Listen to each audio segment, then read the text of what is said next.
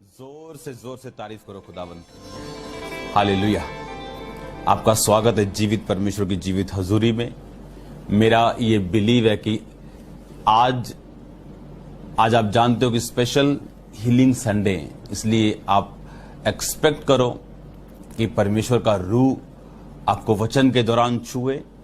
और मैं नहीं जानता कि वचन के बीच में आज मैं आपके लिए प्रार्थना शुरू कर दूंगा, इसलिए बी वेरी अलर्ट कि खुदावंद का रूह जो टाइम बाउंड नहीं, जो कभी भी अब आपको छू सकता है और आपको फ्री कर सकता है। मेरा यह विश्वास है कि परमेश्वर अपने वचन के द्वारा अपने लोगों को चंगा करता है। आज जब ये वर्ड आप सुनोगे, आप सेम नहीं रहोगे। अपने हाथों को उठाओ और बोलो, सर्वशक्तिमान परमेश्वर। ऊंची आवाज में बोलो, सर्वशक्तिमान परमेश्वर, तेरा वचन मेरी जिंदगी में 100 गुना फलों को लेके आए। अंधकार की शक्तियां इसे चुरा ना सके। प्रभु यीशु मसीह के पवित्र और सामर्थी नाम में हम मांगते हैं, आमीन आमीन। आज मैं परमेश्वर का हार्ट, उसका हार्ट क्या है आपकी लाइफ के लिए, आज मैं इस विषय में आपसे बात करूंगा।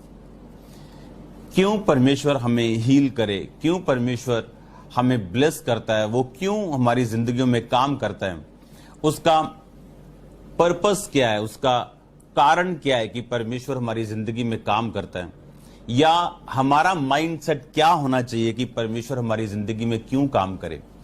आज का वचन का टॉपिक जो है, शीर्षक है, वो है सर्व द लॉर्ड, प्रभु की सेवा करो। तो आज पार्ट 1 है, आपने ध्यान से सुनना। मैं आपको आज लेके जाऊंगा लूका 5, उसकी 1 आयत से लेके 11 आयत तक हम उसे पढ़ेंगे। लिखा, जब भीड़ परमेश्वर का वचन सुनने के लिए उस पर गिरी पड़ती थी तो वह गन्ने रस की झील के किनारे पर खड़ा था। तो ऐसा हुआ, उसने झील के किनारे 2 नावें लगी हुई देखी और मछुए उन पर से उतारकर जाल धो रहे थे। उन नावों में से एक पर, जो शमौन की थी, चढ़कर उसने विनती की, किनारे से थोड़ा हटा ले चले। तब वह बैठकर लोगों को नाव पर से उपदेश देने लगा। जब वह बातें कर चुका तो शमौन ने कहा, गहरे में ले चलो और मछलियां पकड़ने के लिए अपने जाल डालो। शिमोन ने उत्तर दिया, हे स्वामी, हमने सारी रात मेहनत की और कुछ ना पकड़ा, तो भी तेरे कहने से जाल डालूंगा। जब उन्होंने ऐसा किया तो बहुत मछलियां घेर लाए, उनके जाल फटने लगे। इस पर उन्होंने अपने साथियों को, जो दूसरी नाव पर थे, इशारा किया कि आकर हमारी सहायता करो, और उन्होंने आकर दोनों नावें यहां तक भर ली कि वो भी डूबने लगी। ये देखकर शमौन पतरस यीशु के पांव पर गिरा और कहा, हे प्रभु, मेरे पास से जा, क्योंकि मैं पापी मनुष्य हूं।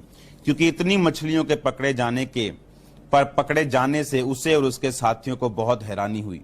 और वैसे ही जब्दी के पुत्र याकूब और यूहन्ना को भी बहुत हैरानी हुई, जो शिमोन के साथी थे, और उन्हें बहुत अचंभा हुआ। तब यीशु ने शिमोन से कहा, मत डर, अब से तुम मनुष्यों को जीवित पकड़ा करेगा। तब वे नाव को किनारों पर ले गए और सब कुछ छोड़कर उसके पीछे हो गए। अब यहां पर आपने ये चीज को देखा कि परमेश्वर वचन सुनाना चाहते थे, लेकिन हमने ये वचन पहले बहुत बार सुना, लेकिन आज मैं आपको इस वचन के जरिए एक मैसेज देना चाहूंगा। लिखा, जब परमेश्वर ने कहा कि भीड़ बहुत है, मुझे नाव पे लेके थोड़ा पानी में ले जा ताकि लोग मुझ पे गिरे ना। और लिखा, वचन सुनाने के बाद उन्होंने कहा, जाओ और मछलियां पकड़ने के लिए अपने जो है जाल डालो और गहरे में ले जाओ। और तुम यीशु मसीह मछुआरे नहीं थे, वो कारपेंटर के घर जन्मे थे। मछुआरे जो पतरस था, उसकी जो उम्र थी वो परमेश्वर यीशु मसीह से ज्यादा थी, संसारिक उम्र। और वो बचपन से मछुआरा था, मछुआरे के खानदान से था। लेकिन यीशु मसीह को मालूम था मछलियां कहां हैं, और उसने उससे बहस करने की कोशिश की कि परमेश्वर, हमने सारी रात मेहनत की है लेकिन कोई भी मछली को हासिल नहीं किया। और प्रभु यीशु मसीह ने कहा कि जाओ और गहरे में डालो। और शमौन ने कहा, मैं तेरे कहने से जाल डालूंगा। और जब जाल डाले गए, लिखा, इतनी मछलियां आई कि जाल फटने लगे।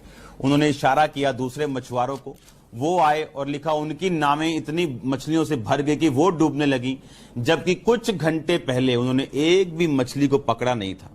अब ये वचन आपने बहुत बार सुना, लेकिन उसके बाद आप जानते हैं इस मिरेकल को करने का कारण क्या था। लिखा जब पतरस परमेश्वर के पांव पे गिरा और उसने कहा कि मैं पापी मनुष्य हूं, तुम मुझसे दूर हो जा, तो यीशु मसीह ने कहा अब से तुम मनुष्यों को जीवित पकड़ा करेगा। यह मिरेकल करने का मकसद परमेश्वर का पतरस को बहुत अमीर करना नहीं था। यह नहीं कि परमेश्वर बिजनेस में ब्लेसिंग्स दे के लोगों को अमीर नहीं करता। अगर आपकी बिजनेस की कॉलिंग है तो परमेश्वर आपको अमीर करता है। हमने बहुत सी ऐसी टेस्टिमनीज आपने सुनी है, मैंने आपको बहुत सी फूड चेन की टेस्टिमनीज दी हैं जो संडे को नहीं खोलती थी, और परमेश्वर ने उन्हें नंबर 1 बनाया संडे क्लोज होने के बावजूद, क्योंकि वो संडे को चर्च जाने वाले लोग थे और अपने स्टाफ को भी रिलीज करते थे संडे चर्च जाने के लिए। आप वो गवाहियां सुन चुके हैं। बाइबल कहती है यहोवा जो धन देता है उसके साथ दुख नहीं मिलाता। आशीष जो धन है वो यहोवा की आशीष से ही मिलता है। हमें ये सारे वचन मालूम है, लेकिन इस मिरेकल को करने का रीजन क्या था? और परमेश्वर ने कहा अब तू मनुष्यों को जीवित पकड़ा करेगा, और वो नाव को किनारों पर ले आए और सब कुछ छोड़कर उसके पीछे हो लिए। उन्होंने उन मछलियों को बेचने नहीं गए, चलो अब कुछ हजार की मछलियां आज की वैल्यू में अगर लगा लो तो मान लो 1 लाख रुपए की 1.5 लाख रुपए की मछलियां इकट्ठी पकड़ ली, 1 महीने का इकट्ठा स्टॉक पकड़ लिया, तो आओ चलो पहले बेच आए। बाइबल कहती वो सब कुछ छोड़ के उसी टाइम मछलियां समेत नामों समेत छोड़कर वो यीशु मसीह के पीछे हो गए। आज का टॉपिक है सर्व द लॉर्ड, अपने प्रभु की सेवा करो, खुदावंद की सेवा करो। क्यों? आपको ये बात समझनी। हम आज वचन पढ़ेंगे रोमियो 12 उसकी 11 आयत। उसमें लिखा प्रयत्न करने में आलसी ना हो, आत्मिक उन्माद से भरे रहो, प्रभु की सेवा करते रहो।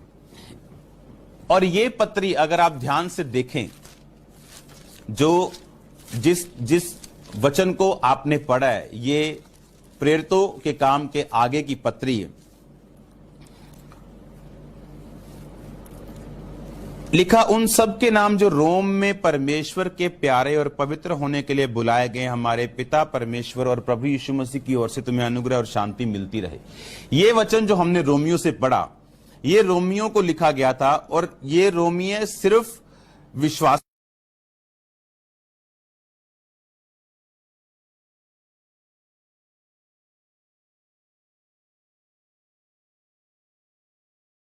को या सिर्फ पास्टर्स को या प्रेरितों को नहीं लिखा, परमेश्वर की सेवा करते रहो। अब मैं आपको फिर से उसी रोमियो की पुस्तक में लेके जाना चाहूंगा, लूका की पुस्तक में लेके जाना चाहूंगा। इसमें आपने देखा कि परमेश्वर का उनकी लाइफ में उनको एक मिरेकल दिखाने का मकसद यह था कि उनको वो अपने पीछे चला सके और वो फिर मनुष्यों को जीवता पकड़ सके। हर एक चीज जो परमेश्वर आपकी लाइफ में करता है उसका मकसद है। लूका 4 उसकी 38 आयत को मैं पढ़ूंगा। लिखा वो आराधनालय में से उठकर शमौन के घर में आया। ये आराधनालय वो था जहां पर परमेश्वर ने दुष्ट आत्माओं को निकाला था, बड़े मिरेकल्स किए थे। और लिखा उसी आराधनालय से एकदम से निकलकर वो शमौन के घर में आया, और शमौन की सास को ज्वर चढ़ा हुआ था, और उन्होंने उसके लिए उससे विनती की। उसने उसके निकट खड़े होकर ज्वर को डांटा और ज्वर उतर गया, और वह तुरंत उठकर उसकी सेवा टहल करने लगी। अब बाइबल कहती कि ये पतरस की सास थी। मैं आपको लूका से क्यों पढ़ा रहा हूं मालूम? लूका जो था वो वैद्य था, वो डॉक्टर था, उस जमाने का प्रसिद्ध वैद्य, अच्छा डॉक्टर था वो।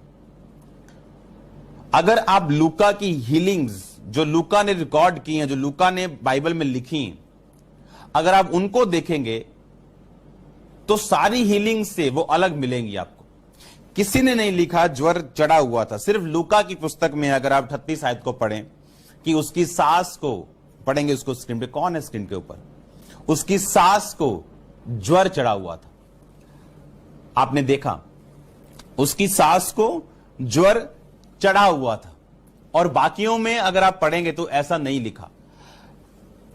एक डॉक्टर अपने एक्सपीरियंस्ड, अपनी पढ़ाई को फॉर गॉड्स ग्लोरी उसने यूज किया।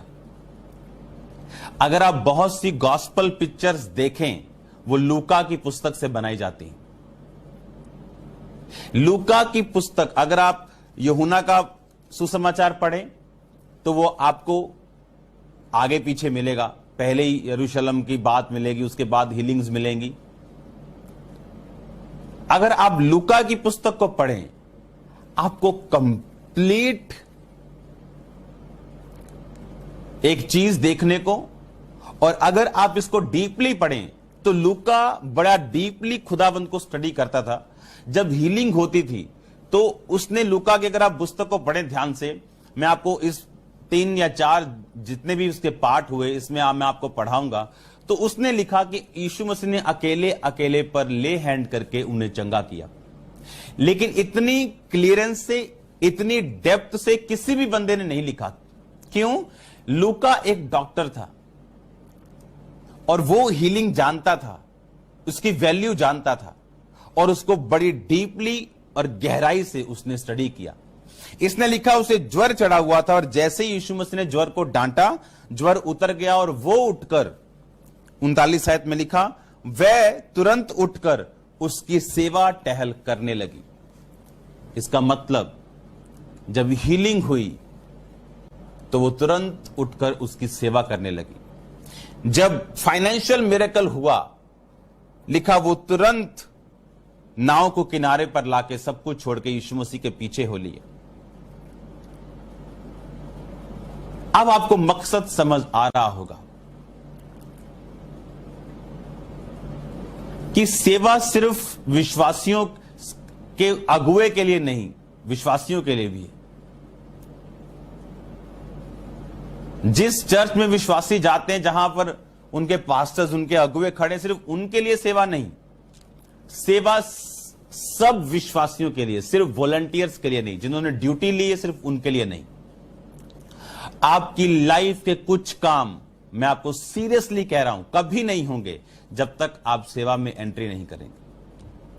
और हर एक बंदा पास्टर होने के लिए नहीं बुलाया गया, हर एक बंदा अलग सेवकाई के लिए नहीं बुलाया गया, हर एक बंदा सिंगिंग के लिए नहीं बुलाया गया, हर एक बंदा हीलिंग के लिए नहीं बुलाया गया। लेकिन यह गारंटी है वर्ड ऑफ गॉड से, हर एक बंदा सेवा के लिए जरूर बुलाया गया। मैं आपको नया नियम में पढ़ा चुका हूं, फिर से पढ़ेंगे। रोमियो 12 उसकी 11 आयत, उसमें लिखा, आत्मिक प्रयत्न करने में आलसी ना हो, आत्मिक उन्माद से भरे रहो, प्रभु की सेवा करते रहो। यह कमांड है कि आपको खुदावंद की सेवा करनी। यहोशू 24 उसकी 15 आयत को हम पढ़ेंगे अपनी स्क्रीन के ऊपर। इसमें यहोशू क्या कह रहा है? कहता है, यदि यहोवा की सेवा करना तुम्हें बुरी लगे तो आज चुन लो तुम किसकी सेवा करोगे। चाहे उन देवताओं की जिनकी सेवा तुम्हारे पुरखा महानद के पार करते थे, चाहे मोरियों के देवताओं की सेवा करो जिसके देश में तुम रहते हो, परंतु मैं अपने घराने समेत यहोवा की सेवा नित्य करूंगा। और आप जानते हैं, इस वचन को जब हम पढ़ते हैं,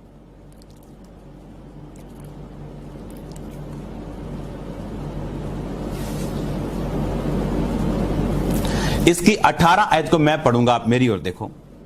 और हमारे सामने से इस देश के रहने वाले मोरी और सब जातियों को निकाल दिया है, इसलिए हम भी यहोवा की सेवा करेंगे, क्योंकि हमारा परमेश्वर वही है।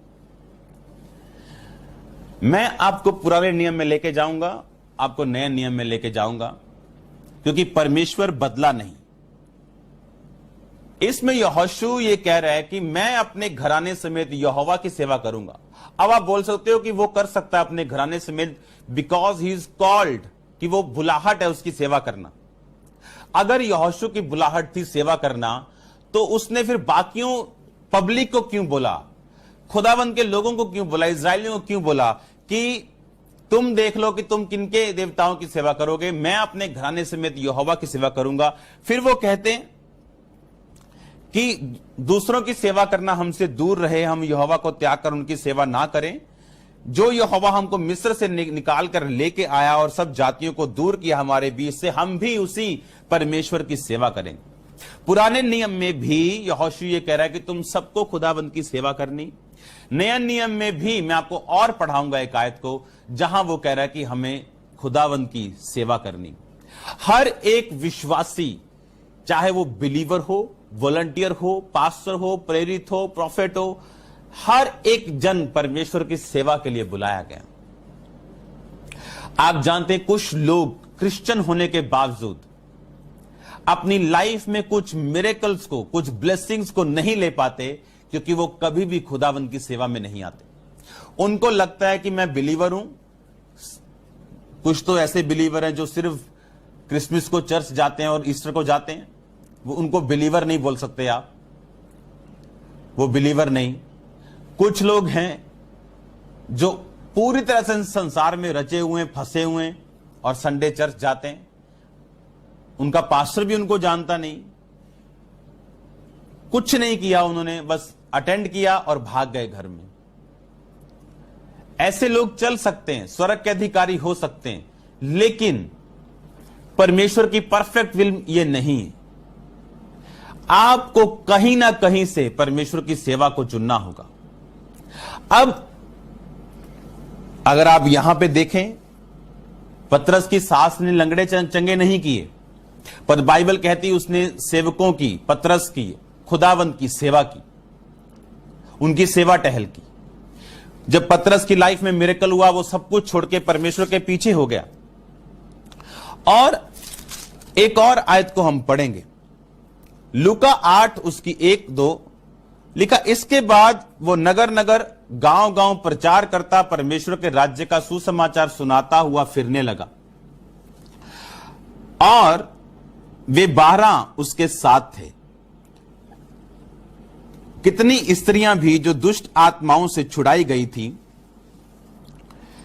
और बीमारियों से छुड़ाई गई थी, और वे ये हैं, मरियम जो मगदलीनी कहलाती थी, जिसमें 7 दुष्ट आत्माएं निकली थी, हेरोदेस के भंडारी खूजा की पत्नी योहन्ना, और सुसन्ना, और बहुत सी अन्य स्त्रियां, ये अपनी संपत्ति से उसकी सेवा करती थी। अब ये औरतें दुष्ट आत्माओं से छुड़ाई गई। इनमें कौन था? मरियम मगदलीनी, जिसमें से 7 दुष्ट आत्माएं निकली, हेरोदेस का भंडारी, राजा का भंडारी, उसकी पत्नी, बिग, बहुत बड़े ओहदे वाले व्यक्ति की पत्नी, और बहुत सी स्त्रियां, सुसन्ना, अपनी संपत्ति से उसकी सेवा करती थी। अब इन्होंने लंगड़े नहीं चलाए, पर प्रभु यीशु मसीह को एक स्थान से दूसरे स्थान पे जाने के लिए यीशु मसीह ने एक बार पूरी पब्लिक को 5 रोटियों से खाना खिलाया, यह दिखाने के लिए कि वो सर्वशक्तिमान है। और ये औरतें प्रॉपर्टी से, संपत्ति से उसकी सेवा करती थी, यीशु मसीह की ये साइड दिखाने के लिए कि वो सचमुच एक मनुष्य का पुत्र है और वो धरती पे, धरती की तरह जीने आया है, मनुष्य की तरह। अब ये संपत्ति से परमेश्वर की सेवा करती थी, लेकिन इनकी जिंदगी में हुआ क्या था? ये दुष्ट आत्माओं से आजाद हुई थी। जिनको दुष्ट आत्मा नहीं है, यानी कभी नहीं एक्सपीरियंस हुआ, आपको हो भी ना, उनको लगता है कि ये शायद कोई मन का वहम है, या कोई अनपढ़ता है, या मैं कंप्यूटर इंजीनियर हूं और मेरा परमेश्वर में आने का कारण दुष्ट आत्मा थी। मेडिकली बोलो तो डिप्रेशन था, इंसानी दृष्टि से बोलो तो पागलपन के दौरे थे, लेकिन आत्मिक दृष्टि से बोलो तो दुष्ट आत्मा थी। और ये एक्सपीरियंस बीमारियों से भी बड़ा है और गंदा है। इसीलिए लोग आपको मिल जाएंगे जिनको कैंसर है, लेकिन वो आत्महत्या नहीं करेंगे, लेकिन डिप्रेशन का रोगी आपको सुसाइड करता नजर आ जाएगा। ये उस डिप्रेशन से और दुष्ट आत्माओं से फ्री हुई थी। अब फ्री होकर ये घर पे नहीं बैठ गई कि हाँ प्रभु ने मुझे आजाद कर दिया, मैं गवाही दे दूंगी। हाँ, मैंने एक बार गवाही देने जाना है, जैसे लोग बाबाओं के साथ करते हैं कि उस जगह पे हमें कुछ मिला था, हम जाके एक डब्बा चढ़ा आएंगे और गवाही दे आएंगे। नो नो नो, ये वो लाइन नहीं, आपने इसे गलत ले लिया। दुष्ट आत्माओं से छुड़ाए जाने के बाद ये परमेश्वर के साथ थी। कभी मरियम मगदलीनी साथ थी, भंडारी की पत्नी घर में थी, मरियम साथ नहीं, वो 2 आ रही, 4 वो आ रही, कभी वो आ रही, और अपनी संपत्ति से वो परमेश्वर को सपोर्ट करती थी। आज कौन सी कॉलिंग है आपकी? हर व्यक्ति की कॉलिंग प्रीचिंग नहीं है, किसी की कॉलिंग मैन ऑफ गॉड के साथ रहना है, किसी की कॉलिंग अपनी संपत्ति से, अपनी प्रॉपर्टी से, अपने पैसों से उसको सपोर्ट करना है। मैं आपको एक चीज बताना चाहता हूं, जब हम प्रेरितों के काम उसकी 4 बाब उसकी 32 से 37 आयत को पढ़ते हैं, उसमें लिखा, विश्वास करने वालों की मंडली एक चित्त एक मन की थी, कोई अपनी संपत्ति अपनी नहीं कहता था, परंतु सब कुछ साझे का था। प्रेरित बड़ी सामर्थ्य से यीशु के जी उठने की गवाही देते थे, उन सब पर बड़ा अनुग्रह था। कोई भी दरिद्र नहीं था, जिनके पास भूमि घर थे उनको बेचकर बिकी वस्तुओं का दाम लाकर वो प्रेरितों के पांव पर रखते थे, जैसी जिसकी आवश्यकता होती थी उनके अनुसार बांट दिया करते थे। यूसुफ नाम साइप्रस का एक लेवी था, जिसका नाम प्रेरितों ने बरनबास रखा था। उसकी कुछ भूमि थी, उसने बेचा और दाम के रुपए लाकर प्रेरितों के पांव पर रख दिया। अब यह साइप्रस जो लेवी था, इसने भूमि बेची और रुपयों के दाम प्रेरितों के पांव पर रख दिए। और अगर आप ध्यान से देखें तो अगले कुछ दिनों में ये खुद एक प्रेरित की तरह कार्य कर रहा था। जब आप बोलते मैं परमेश्वर की सेवा में हूं और हम कभी बोए ना, कभी ऐसा बीज ना बोए जो हमें हिलाए। अगर आज मेरे पर्स में 10 लाख रुपए है और मैं 5,000 बो दूं तो मुझे कोई फर्क नहीं पड़ता, और ना परमेश्वर इस बीज से प्रसन्न है। पर एक व्यक्ति जो 10,000 जेब में रख के बैठा और वो 5,000 बो रहा है, इस अमीर की जगह उस व्यक्ति का जो प्रतिफल है वो 1000 गुना जाता है। परमेश्वर यह दिखाता है कि मैं 5 रोटियों से सबको पेट भर सकता हूं, मुझे किसी की जरूरत नहीं, पर वो हमें मौका देता है ताकि हम अपना ध्यान अपने पैसे, अपने बिजनेस, अपनी लाइफ पर ना लगा के हम ये साबित कर सके परमेश्वर को कि हमारा ध्यान हमारे पैसों की ओर नहीं, इसलिए हम बो रहे हैं, हमारा ध्यान हमारे टाइम की ओर नहीं, इसलिए हम तेरा पीछा कर रहे हैं। हर एक व्यक्ति अपनी कॉलिंग को पहचाने, बाइबल कहती, क्योंकि कुछ ब्लेसिंग्स ऐसी, मैं आपको फिर कह रहा हूं, वो आपको तब तक नहीं मिलेंगी जब तक आप उसकी सेवा में नहीं आएंगे। अब आप देखो परमेश्वर की किस तरह से आप सेवा कर सकते हो। आप लोगों को सुसमाचार पहुंचा सकते हो। अगर आप बातें करने में बहुत अच्छे हो, कुछ लेडीज बातें करने में बहुत अच्छी हैं, अगर किसी के घर के पास किसी की दूसरी लेडीज के पास बैठ जाए तो उस घर में लड़ाई करवा सकती, या उस घर का सुलह करवा सकती, उनमें इतनी कन्विंसिंग पावर है। लेकिन क्या वो अपनी कन्विंसिंग पावर को यीशु मसीह के लिए यूज कर सकती? तो ये उनकी सेवा होगी। एक बात को याद रखो, परमेश्वर आप क्या चाहते हो, आपकी मर्जी क्या है, आपको क्या चाहिए, इस बात से आप चंगे नहीं होते, इस बात से आप डिलीवर नहीं होते। अगर ऐसा होता तो कोई भी हॉस्पिटल में मां का एक लौता बेटा मरता ना, क्योंकि हर मां रोती और कहती रब्बा इन्हू चंगा कर। हर पत्नी यही कहती है अपने पति को कि प्रभु इसे चंगा कर, क्योंकि मेरा एक ही सहारा है। रोने से और दुख की उसकी जो कैपेसिटी है, उसका जो बड़ापन है दुख का, उसको देख के परमेश्वर आपको हील नहीं करता, आपके फेथ को देख के वो हील करता है। उसने ये नहीं कहा तू बहुत सालों से बीमार था इसलिए मैं तुम्हें चंगा करता हूं, उसने कहा तेरे विश्वास ने तुम्हें चंगा किया। उसने ये नहीं कहा तू बचपन से लंगड़ा है इसलिए मैं तुम्हें चंगा करता हूं, उसने कहा उसकी आंखों में ये विश्वास देखे कि उसको चंगा हो जाने का विश्वास है, उसने कहा अपना हाथ उठा के कि उठ और चल फिर। बाय फेथ आप हील होते, ना कि आपकी बीमारी कितनी बड़ी। मैंने कुछ लोगों को रोते हुए देखा अपनी बीमारियों के लिए, अपनी चीजों के लिए, जबकि वो इतने गिफ्टेड है कि खुदावंद का काम कर सकते हैं लेकिन करते नहीं। और यही चीज हिंड्रेंस है, यही चीज एक रुकावट है आपकी ब्लेसिंग्स के लिए और उस छुटकारे के लिए जिसको आप चाहते हो। मैं मीटिंग्स करवाने का बहुत शौकीन था, क्रूसेड्स करवाने का बहुत से क्रूसेड करवाता था मैं। कारण क्या था कि मैं हील हो जाऊं, और लोग हील होते थे, डिलीवर होते थे, उसके बाद चर्च आते थे, गवाहियां देते थे। लेकिन मैं वैसे का वैसा ही था, क्योंकि मेरे मन की उमंग ये थी, मेरे मन का कहना यह था कि मैं हील हो जाऊं, और मेरे मुंह के वर्ड्स थे अगर मैं हील ना हुआ मैं सुसाइड कर लूंगा। और प्रभु मुझे हील नहीं कर रहा था जब तक मेरा फेथ उसे नजर नहीं आया। जब मैंने ये बोला कि परमेश्वर तू हील कर ना कर, अब मैं तेरा काम करूंगा, ये विश्वास से कि अगर मैं लोगों के लिए ब्लेसिंग बनूंगा तो मैं खुदावन मुझे भी ब्लेस करेगा। और इस बात को सीखने के लिए मुझे लाखों खर्च करने पड़े।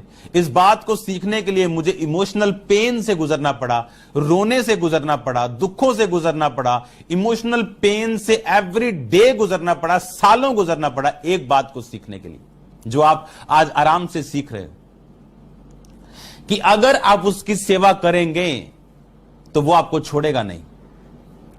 अगर आप उसकी सेवा करेंगे, आप गॉड्स की प्रायोरिटी लिस्ट में, आप उसके फ्रंट सीट के मेंबर हो, आप उसके वीआईपी मेंबर हो। लिखा वो यूहन्ना से अधिक प्यार करता था। लोग बोलते खुदा सबसे एक जैसा प्यार करता है, ये गलत। स्वर्ग में भी एक जैसे घर नहीं, स्वर्ग में भी अलग अलग घर हैं, साइजेस अलग अलग, ओहदे अलग अलग है, रैंक्स अलग अलग है।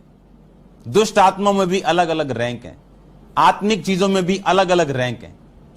यीशु लिखा यूहन्ना से अधिक प्यार करता था, यानी किसी से कम भी करता, किसी से और कम करता। ये हम पे निर्भर करता है। अगर आप उन औरतों को देखो, लिखा वो दुष्ट आत्माओं से छुड़ाई गई थी। उस वचन को दोबारा पढ़ेंगे हम, लूका 8 उसकी 1 से लेकर 3 आयत। इसके बाद वो नगर नगर और गांव गांव प्रचार करता हुआ परमेश्वर के राज्य का सुसमाचार सुनाता हुआ फिरने लगा। और वो 12 उसके साथ फिर कितनी स्त्रियां भी जो दुष्ट आत्माओं से और बीमारियों से छुड़ाई गई थी, वो ये हैं मरियम मगदलीनी जिनसे 7 दुष्ट आत्माएं निकली थी, हेरोदेस के भंडारी खोजा की पत्नी योहन्ना और सुसन्ना, और बहुत सी स्त्रियां जो अपनी संपत्ति से उसकी सेवा करती थी। दुष्ट आत्माएं निकली थी, बीमारियों से छुड़ाई गई थी। पतरस की सास को चंगा किया, वो सेवा टहल करने लगी। एक फाइनेंशियल मिरेकल देखा, वो परमेश्वर के पीछे हो ली। हर एक चीज के लिए परमेश्वर का मकसद है कि आप उसकी सेवा करें। क्यों हम फाइनेंशियल ब्लेसिंग को मांग रहे हैं आज? ताकि मेरा बिजनेस चल जाए। ये गलत प्रार्थना है। फॉर गॉड्स ग्लोरी जो आप मांगेंगे, खुदावंद की महिमा के लिए, परमेश्वर आपको देगा। कि खुदावंद मैं तेरी महिमा करना चाहता हूं, मुझे बड़ा चर्च चाहिए, खुदावंद ने दिया। हालेलुया। मुझे एक प्रेयर माउंटेन चाहिए जहां तेरे लोग तेरी सेवा कर सकें। अब प्रेयर माउंटेन का काम शुरू है इस हफ्ते, और आप जल्दी प्रेयर माउंटेन में एंट्री कर पाओगे। और जब आप प्रार्थना करके निकलोगे, आपको मालूम होगा कि किसी करंट वाली जगह से आप निकले हो। हालेलुया। तो आपको यह चीज बड़े ध्यान से समझनी है कि परमेश्वर कहता है मेरी सेवा करो। यहोशू अगर सेवा सबके लिए नहीं होती तो कभी ना कहता। वो ये कहता कि मैं अपने घराने समेत यहोवा की सेवा नित्य करूंगा, और तुमको भी यहोवा के पीछे चलना होगा, और तुम्हें भी यहोवा की आज्ञाएं माननी होगी, और हमारा साथ देना होगा। उसने कहा मैं भी सेवा करूंगा और तुम भी सेवा करो। हां, उसकी कॉलिंग अगुवे की है, लेकिन किसी की कॉलिंग अलग है। दूसरे की कॉलिंग फाइनेंशियल सपोर्टर है, कोई प्रार्थना का सपोर्टर है, कोई अलग अलग तरह से, ताकि बाइबल कहती कलीसिया उन्नति पाए, मसीह की देह उन्नति पाए।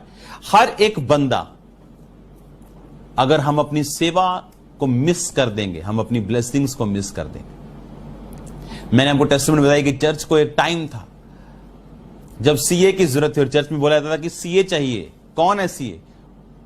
और कोई नहीं आता था। और एक टाइम था जब चर्च में आज अबंडेंस ऑफ ब्लेसिंग्स हैं, और अब चर्च में से उठ के लोग आ रहे हैं कि हम सीए हैं। अच्छा, आप सीए हैं, आप चर्च मेंबर हैं? हाँ। कितने साल से? 7 साल से। हाँ, हम पहले अनाउंस कर रहे थे चर्च हमें सीए चाहिए, आप तब क्यों नहीं आए? बस तब मैं आया नहीं, अब नहीं चाहिए। अब वो टाइम जा चुका है। वो तब चाहिए था, अब नहीं चाहिए। आज जो परमेश्वर आपसे चाहता है उसे आज चाहिए, कल नहीं। हो सकता है जो आज बीज की जरूरत, फाइनेंशियल सपोर्ट की जरूरत आज हो, वो कल ना हो। जितनी ब्लेसिंग्स आज जब एक काम चल रहा है खुदावंद का, उस पर बोने में मिले, कल ना मिले। आज जो परमेश्वर आपके सामने रख रहा है, अगर आपने उसे ग्रैब, उसे पकड़ लिया, तो हम अपने हार्ट डिजायर को पूरा होते हुए देखेंगे। आप बहुत कम लोग ये जानते हो, जब हार्ट डिजायर्स पूरी होती, दिल की इच्छाएं पूरी होती, जब आपकी दिल की इच्छाएं पूरी होती, ये एक मार्वलस चीज है। धर्मी की लालसाओं को वो तृप्त करता है। धर्मी की लालसाओं को बाइबल कहती वो तृप्त करता है।